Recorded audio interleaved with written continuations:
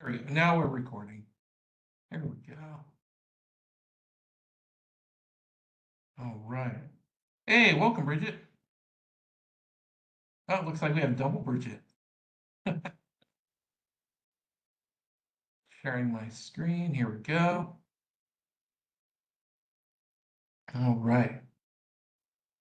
We should start in a couple minutes. We have a couple of items on the agenda. One, which was an actual suggested topic that one of my students suggested in class last week, which I thought is a good topic to revisit for beginners. And then I always like to talk a little bit about what's going on in the market right now. What are some of the things that you always want to be aware of uh, when you're thinking about investing? So, for those of you that are watching on video, welcome. As you know, I am in different countries from month to month. And so I am in Spain right now, and I will be in Spain till October the 26th, and then I'll be heading back on a boat to Florida after that, which I'll be in Florida at least for a couple weeks. And hey, Bridget. So hopefully I'll be able to do another one of these meetings. Oh, audio didn't work? Oh, okay. Well, that's okay.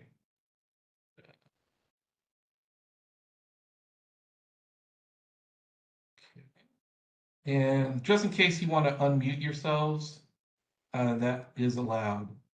There you go. Just in case you wanted to speak up. Okay, you're free to do that. Yeah. Oh my gosh, I hear myself. Sorry, I was doing a That's test. Can you okay. hear me?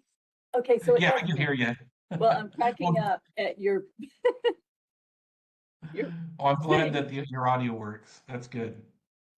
Just in case you had a question or anything.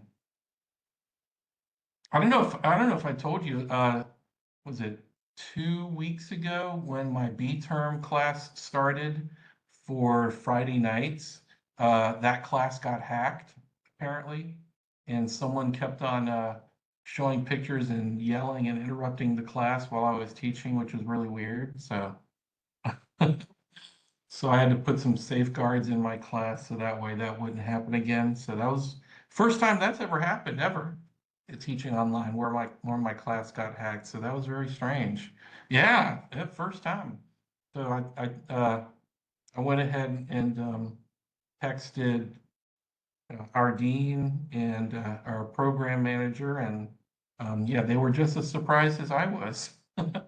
But I thought I handled it pretty well. I was just joking that maybe it was a student that failed my class and decided to try to interrupt my lecture, and my students were laughing, and I kept on trying to mute the guy, but he kept on coming back. So yeah, very strange. But we got through the class. Eventually, he gave up. He popped in twice, uh, but once we didn't pay attention to him, I guess it didn't work. He was dressed as Gru from the Minions movie and kept on pretending to be that cartoon character and talking about stealing the moon. And so it was very weird. At first, I thought, one of my students was having a little fun before class, but when it went on for about 10 minutes, then it was very strange. Yeah, that was probably one of the strangest things I've ever had in my class, in my online class teaching. Definitely wouldn't have worked in the face-to-face class. We would have just easily called security. So what's going on in the market?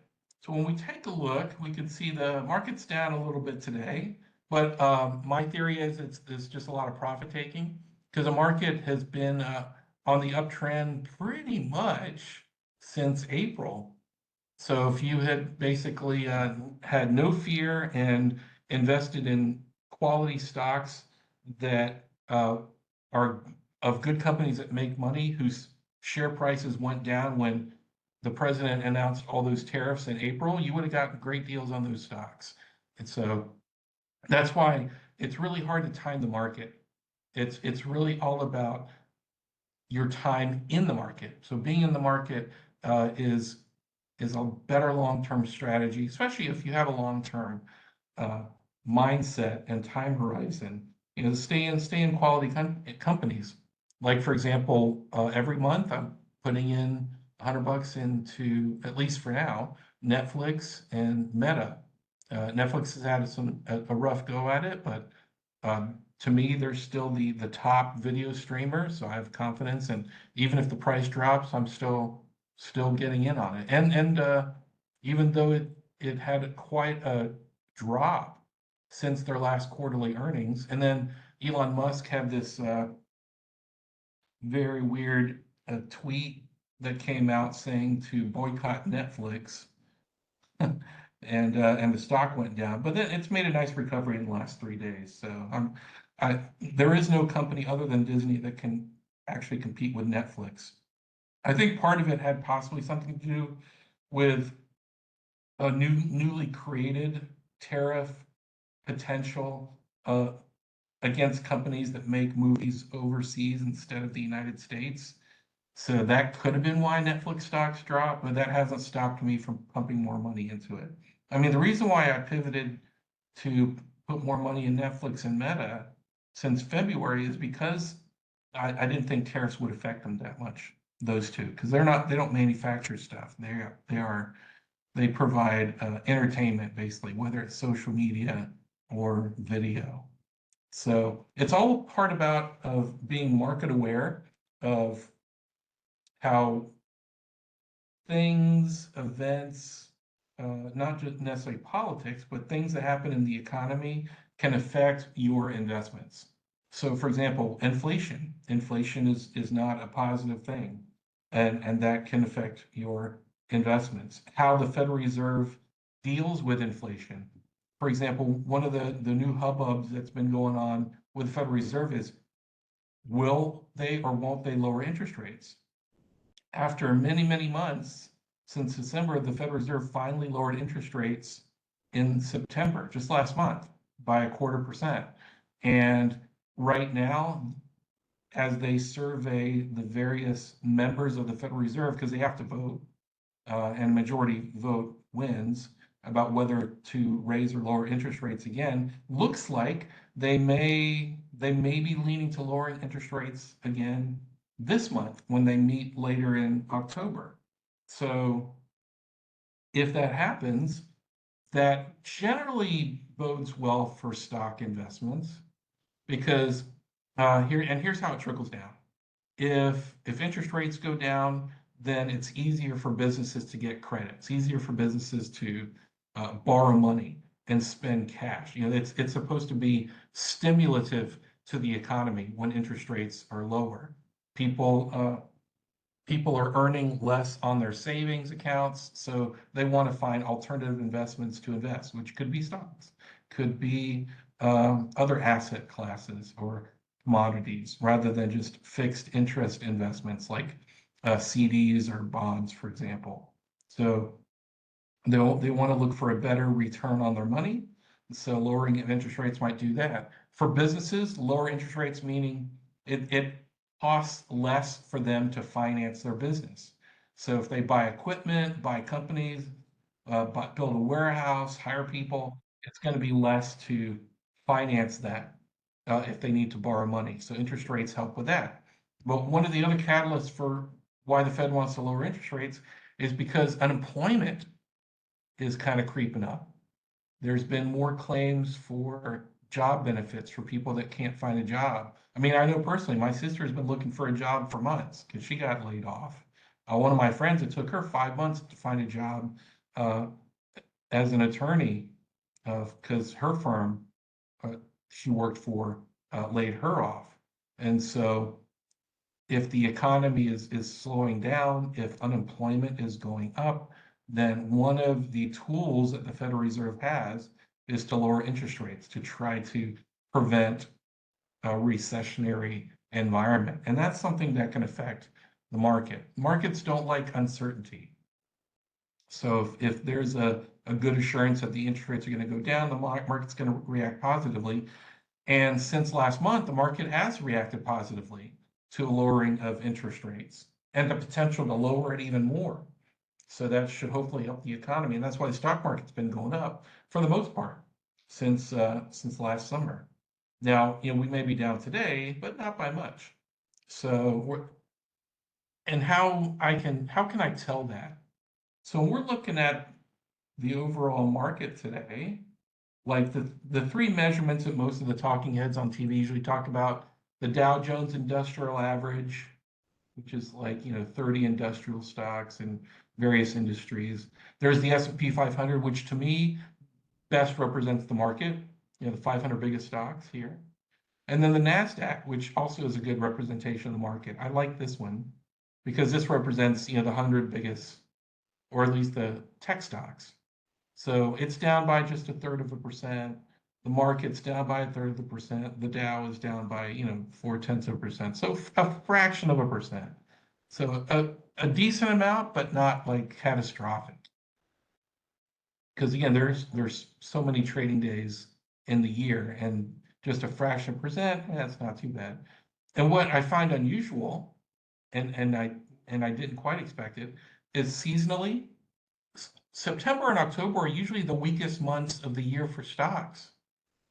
So if you're an investor, you expect that the markets are generally going to be down lower in a September or in October. And the opposites actually happened. The market actually had a great month for a September, which is traditionally one of the weakest months. October, so far, it hasn't been too bad. Although it's, knock on wood, it's still a little early. It's only October the 9th, but it hasn't been too bad. So that had good first week. I would like to see it pretty flat or not really go down, because November and December usually are two of the best months for stocks. Usually the best season for stocks for the entire year. They usually call it the Christmas rally, is around later November, December, January. So it's just that seasonality. Is it always like that? No, but for the most part, the market usually reacts pretty good. Market usually feels pretty good, and that's reflected in high stock prices in those months. I think the last time where it was significantly down, even on the good months, was maybe 2022, 2018. So 2018 in particular, that one really was memorable about how bad the Christmas time was. Yeah, during what usually is the better part of the year for stocks. So let me pop in here to this handout, which was one of the suggested topics for this week. And it's one that we've talked about before, but it's great to revisit, which is why I'm glad one of my students suggested it. And it's basically, his question was, well, what are some things can you look at if you're taking a look at whether or not to buy a stock? And the number one rule as a trader, and I trade every day, is liquidity. And liquidity, for one of the best traders I know, he basically, that was his number one rule too. For both stocks and options, you want a stock to be liquid. And the reason why, it's because you're getting a fair price for it, either as a buyer or as a seller. So what does liquidity mean? It just means that there's a whole bunch of shares traded every single day. So let me show you an example of what I mean by liquidity. So if I am looking at Microsoft, which should be a pretty darn liquid stock, there should be a lot of shares bought and sold today. Microsoft's down pretty big today, a whole percent, $6 a share. If you're a buyer, today's probably a good time to buy some Microsoft stock, or actually a lot of tech stocks. So where do I find liquidity? If you go to, and again, you can use any finance site. I like Yahoo Finance because it's very intuitive for users. And I'm looking for this number right here, taking a look at volume. Right now, there has been 8 million shares traded of Microsoft stock today. That's a pretty liquid stock. So a lot of shares means that it's a fair price that's being traded at today. The average volume of shares that you would expect from Microsoft, 20 million shares a day. It's a lot of shares.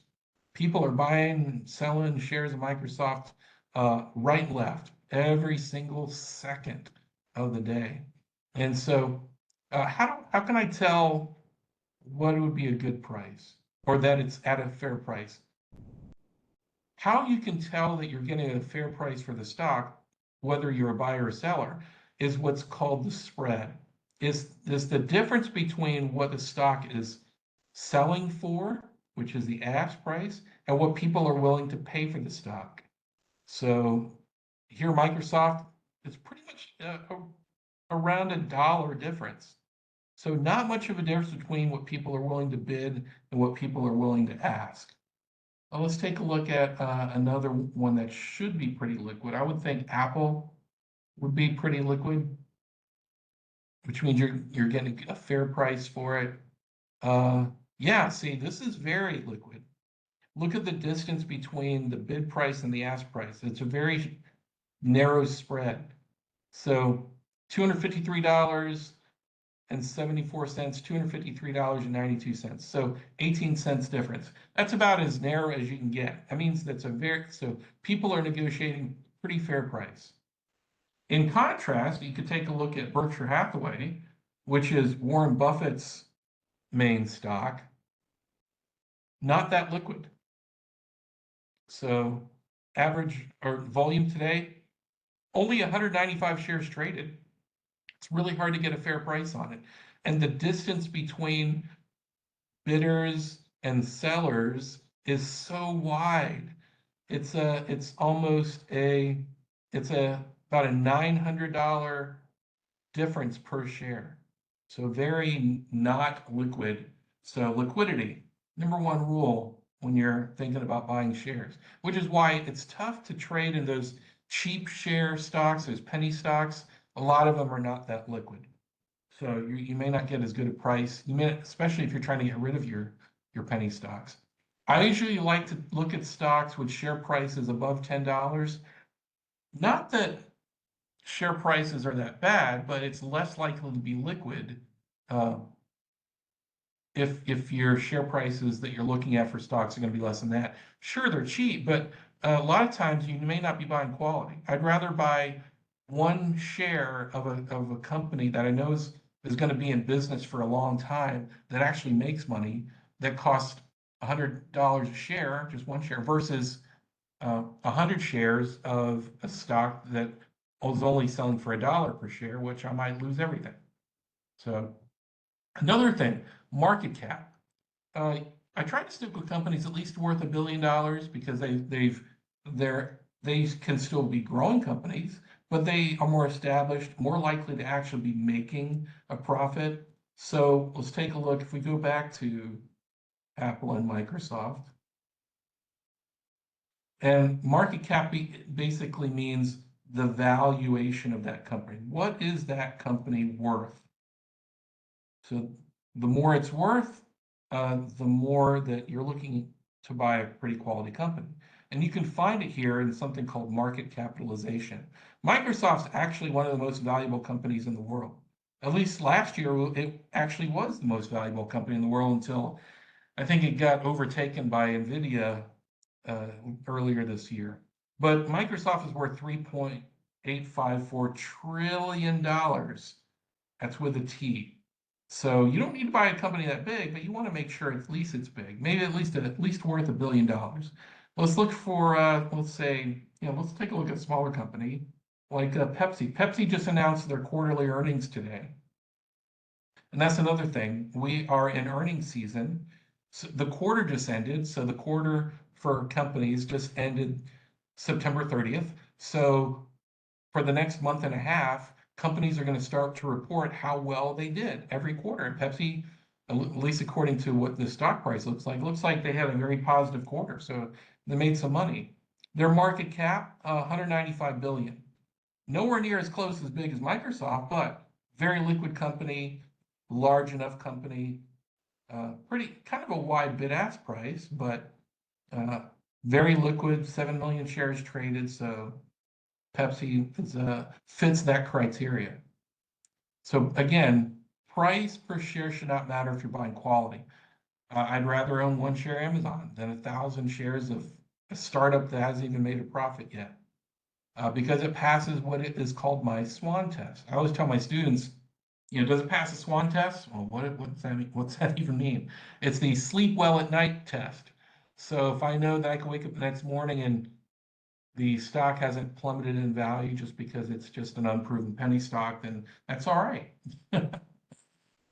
So yeah, you want to be able to know that over the long haul, that company, even if the stock price doesn't move much, maybe it pays you cash dividends while you wait, or maybe over a year, 5 years, 10 years, it's going to be worth more than what you paid for. So it doesn't have to be complicated. Just make sure that it's a solid company. Stick to simplicity is another rule. So Vanguard, which basically pioneered the mutual fund, and Jack Bogle is one of the pioneer investors, guru that worked at Vanguard. He always said to put a sensible allocation into average high quality stocks and balance the risk that you're willing to take, the return that you want, and how much it's going to cost you to pay for it. So you want to balance risk, return, and cost. Make sure it's in a good quality stock. And it doesn't have to be sexy. Choosing stocks is actually not that hard because if you think about it, buy companies that are going to make stuff that people are going to want to buy regardless of what the economy's doing. So if we're in a recession right now, which it's felt like a recession over the past year, uh, even though not all economists may agree whether or not we are still in a recession because the economy is still growing, it's just growing slower now, and unemployment is increasing. But regardless of what the economy is doing, people still need toothpaste. They may need deodorant. People are still going to buy toilet paper. People still like to eat junk food from time to time. That's probably why Pepsi's profits went up. So again, it's not hard to pick companies. Just think of what you would buy. Think of what people are going to continue to buy, regardless of what is going on in the world, and those companies are going to make money. Now, to talk about making money. Now we're going to get a little more into fundamental analysis, is what this is called. Let's take a look at the financials. And so, how do we know what the financials of a company we're thinking of buying are? Well, I'm going to use Yahoo Finance just because it's easy to find. If you go to Yahoo Finance and you look on, and obviously there's this link that's called financials. So it's pretty easy. You can actually see a summary of the financial statements of most publicly traded companies because they actually are required to register those numbers with the SEC. And when you click on financials, you can actually see the income statement, the balance sheet, the cash flow statement, the main financial statements of the company. So I'm taking a look at Pepsi just because we're already here. And the money that's coming in, top line revenue, their sales, is it going up? We like to see it going up. Well, is Pepsi's going up? Yeah, it kind of looks like it. So 2021, it was $79 billion. These are billions with a B.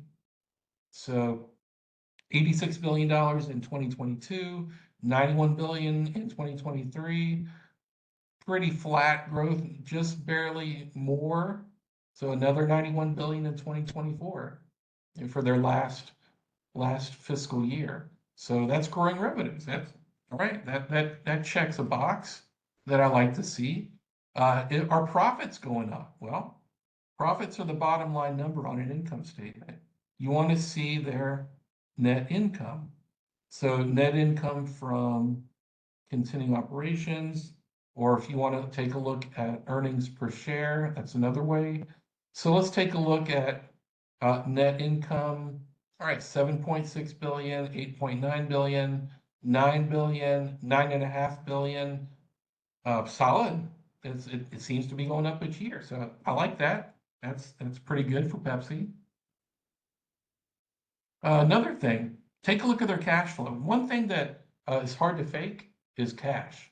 Cash is king because you can manipulate profits on an income statement, but raw cash, because cash is what they need to pay for salaries, to pay for acquisitions. So cash flow. There's three different kinds of cash flow, and I'm not going to go into my finance professor type jargon here, but I like to see that their cash flow is increasing or at least holding steady. This looks pretty positive. They had free cash flow of in 2021 of almost $7 billion.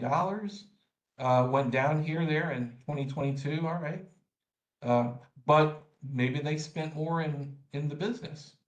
That's what investing cash flow is here. So that could be why. But then it went back up to just under $8 billion, and there's $7 billion here. So they are generating positive cash flow. It's kind of up and down, but that's definitely not necessarily a bad thing. Does a company pay a dividend? It's one thing one of my favorite things of stocks are dividend stocks. Every Wednesday or Tuesday, and then every Friday, I'm buying shares of dividend stocks. And the reason why is because dividends are free money that you make while you're sleeping.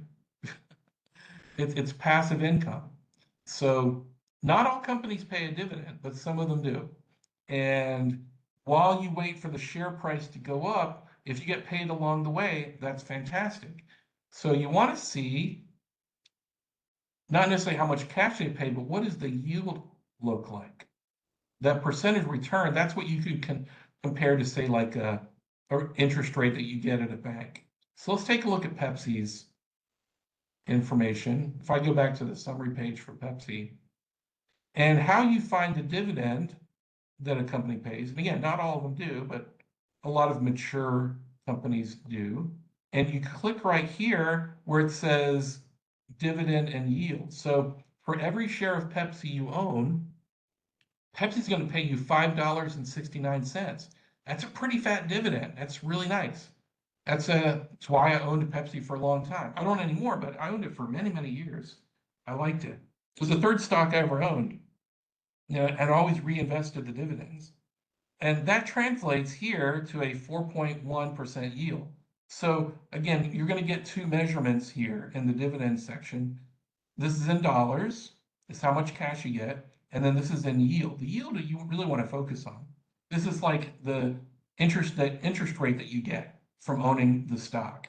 So 4% yield, that's pretty darn good. I mean, you compare that to the interest rate you get in your savings account at your bank, it's probably not going to be but a fraction of that. So sometimes you get a better interest rate owning a stock than keeping in the bank, as long as, of course, you don't need the cash. So it's nice to get paid this $5.69 a year, and then they break this up into quarterly payments for Pepsi.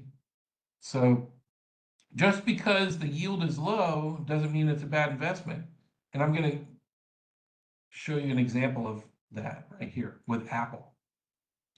So Apple here also pays a dividend. They pay $1.04 a share, but that only translates to a 0.4% return or yield. The reason why the yield is so low is because the yield is comprised of the cash payment divided by what the stock price is worth. So if the stock is going up in price, that's going to cause this yield to go down if that cash payment stays the same. And that's actually not a bad thing because you're getting wealthier mostly because the stock price is going up. And take a look at Apple. Apple had been kind of flat for a while, but since January of this year, from $248 to $253, it's been pretty solid.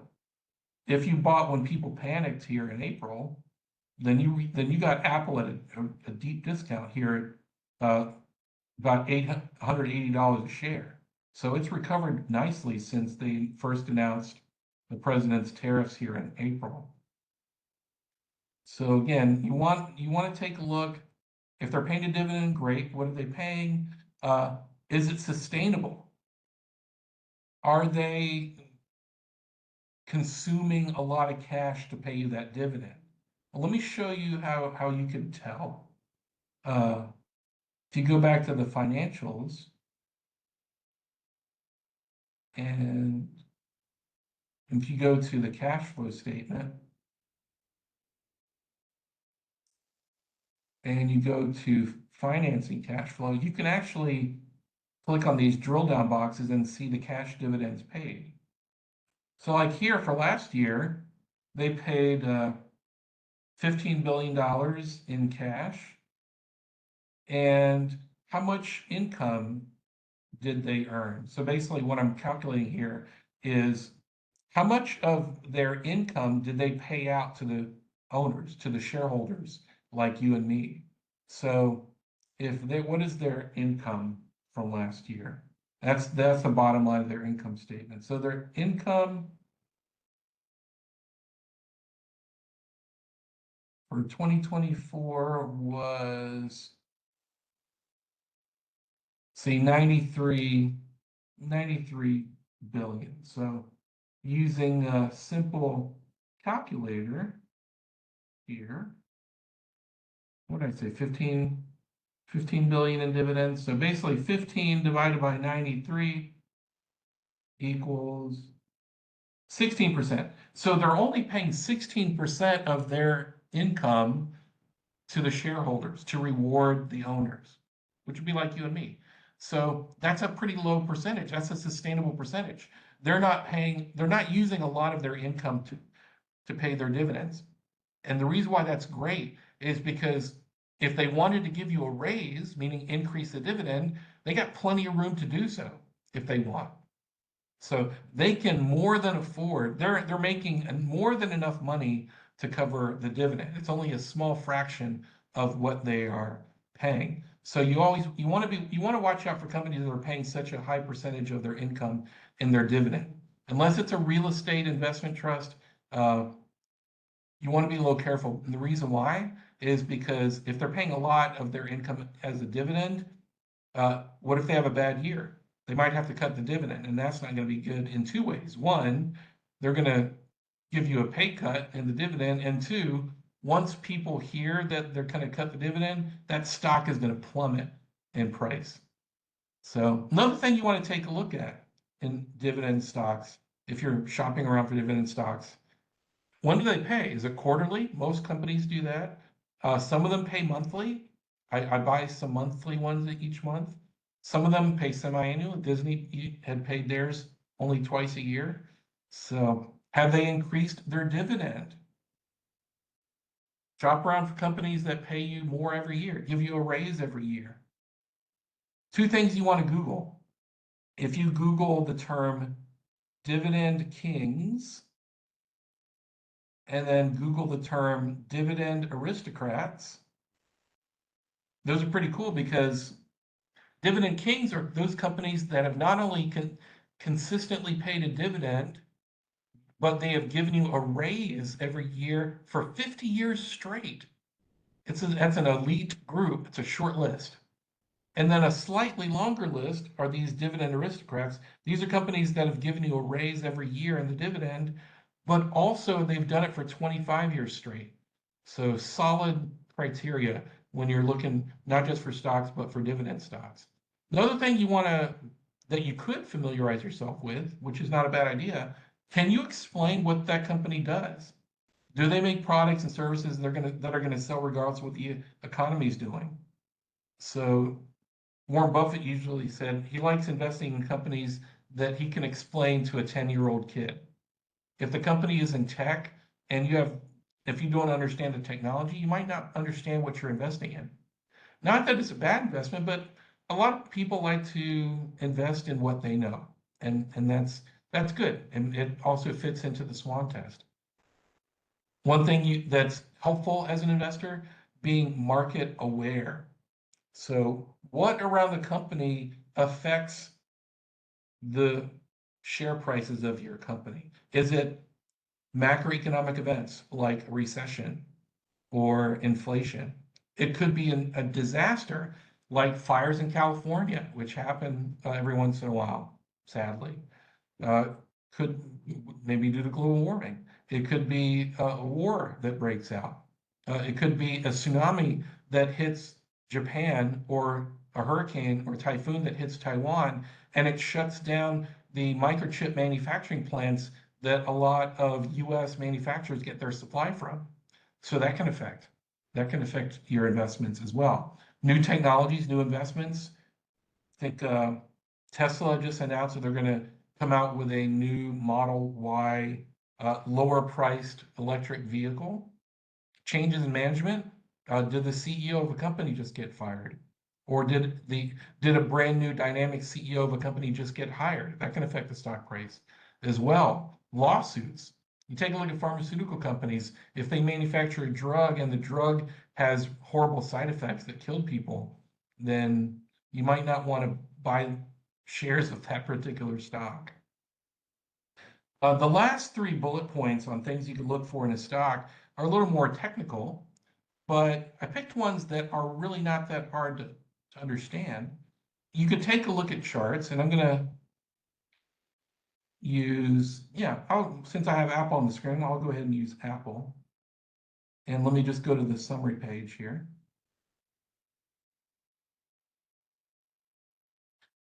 And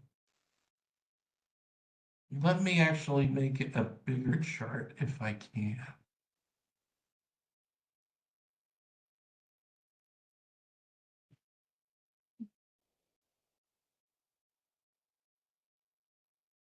I think it's thinking. There we go. Here's a big chart. So you can actually set it depending on the settings here. And there's a lot of different sites that allow you to do this for free. I know they changed the settings. Here's technicals.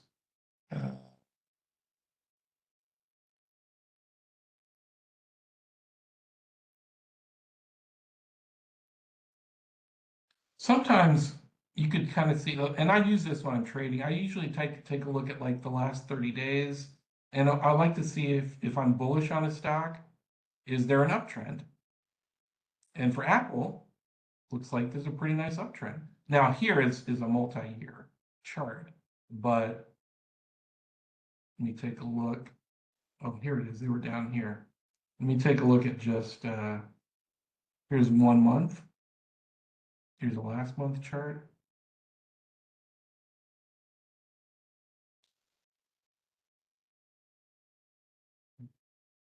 So there's year to date. You could switch views. So year to date usually means January 1st till today. So this is kind of like a U shape here, trend. Lately it's been an uptrend, and that's nice. Of course, you wonder, is it near a top? Is there going to be a downtrend after that? We don't know. So this is when you combine some of the other things you look at with looking at a chart. So there's year to date, there's a month to date, are you looking at trends? Another thing that's pretty easy to understand, and I'm going to go back to the summary page, is, and again, this is a little more technical, but I'm going to explain what this means. There's something called beta. Beta basically tells you how volatile, or for lack of a better term, how risky a stock is relative to the whole stock market. And imagine that the stock market has a beta of 1.0. So that means if the stock market moves up, then your stock market moves up by the same amount in the same direction. If the stock market goes down and your stock has a beta of 1, then your stock goes down by the same magnitude in the same direction. Apple has a beta of 1.09. So just slightly more volatile in the market, and that's okay. So if the market goes up, Apple stock probably goes up by a little bit more. If the market goes down, then Apple stock goes down, but maybe a little lower than the market. So Apple, not too risky. Maybe slightly sexy. Tesla, very sexy stock. It's probably one of the most highly traded stocks in the stock market overall, and it is significantly more volatile than the market. And you could take a look at beta. Beta is double. Beta is 2.09, meaning that if the market is up, then it'll go up even more than the market. If the market is down like it is today, it's going to drop significantly more than the market. Notice, remember I showed you the market is down only a fraction of a percent. Let's take a look at the market here on CNBC. Market is down 0.4%. But take a look at Tesla. This is a high beta stock. Tesla's down almost 2%. So 5 times as much on a percentage basis. And that is a good example that its high beta is well justified. What about a much less sexy stock? What about, say, Kellogg's? It's easy to know Kellogg's symbol because it's just simple K. Kellogg's got bought out and they're known as Kellanova now, but they used to be called Kellogg's. See, Kellogg's is not a sexy stock, it's cereal, but its beta is only 0.25. So since the market is down 0.4%, Kellogg's has barely moved. Kellogg's is 0.02% down today. It's pretty stable. So it may not move up and down, but if you like something fairly reliable that pays a dividend, Kellogg's would be a good example. Kellogg's has a 2.8% yield. Still better than the savings account. So it pays you $2.32. And it's not going to move much. It's definitely a stock that's not going to make you excited that the price is going up rapidly, but it's not going to, you can sleep well at night knowing it's probably not going to go down that much either. So again, this is an example of how you can use beta to fit what your investment philosophy is in your portfolio. Because not everyone has the same level of risk tolerance that I do. And then there are other technical tools you can use, like the 50-day versus the 200-day moving average, where you can take a look and compare on average how the stock price has moved in the last 50 days versus the last 200 days. And those are settings that you can add to a chart. But I'm not going to spend too much time on that. But to sum up, these are some of the standard things that you can take a look at if you're shopping around for a stock. As someone, if you're someone that hasn't really done that before or not know where to start, these are things that give you ways that you can measure what you're looking at before you go out and buy that stock, rather than just going with your gut, which sometimes isn't bad, or just following along with the herd. You hear something, a meme stock on Reddit, and you go, oh, I'm just going to buy that. Well, before you do, here's some things you can look at to make you feel a little more comfortable about buying that stock before you check it out. Do they meet these checklists? So I gave you hopefully a pretty good checklist. And if you're on the mailing list, as I think most of you are, I'll make sure to send the link to the video recording as well as the handouts for today. So before I head out, so as again, I have to head out a little early because I'm part of interviewing new professor positions today. Any questions for Ben Franklin? Oh, you're welcome. You're welcome. I'm trying out a new Ben Franklin filter today, which I think fits in perfectly with Investment Club. I have to try that out with my classes too. Oh, I found this one today using my Snap filter, and I used a search for new Snap filters that had to do with money, and I found this one. I know I love this one. I think it's great. I hadn't seen it before, so I go, oh, this would be perfect for Investment Club today. All right. Well, I will see you guys soon. Thank you, and I'll make sure to email the link to the video once I post it on YouTube. All right, see you guys next time, and hopefully I'll be able to do a live meeting when I come back to Florida in a month. All right. Bye, everybody. Thanks for coming. I'm glad to see you again. All right, see you soon.